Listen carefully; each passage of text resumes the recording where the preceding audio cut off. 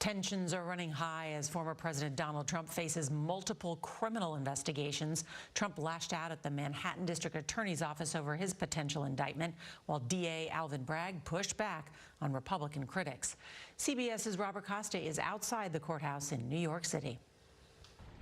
Manhattan District Attorney Alvin Bragg was seen arriving for work this morning. The decision on whether to indict the former president now likely delayed until at least next week, when the grand jury reconvenes.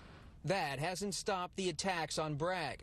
Trump used racially charged language in a social media post, calling Bragg an animal, while 3 Republican committee chairmen requested testimony from 2 former prosecutors in Bragg's office, demanding communications and documents.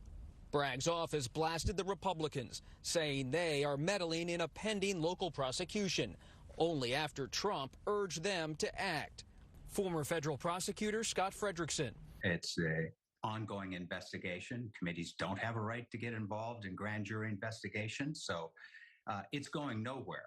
Meanwhile, in Washington, lawyers for Trump and Mike Pence appeared in court for a showdown with special counsel Jack Smith over whether the former vice president will be forced to testify in the federal January 6 probe.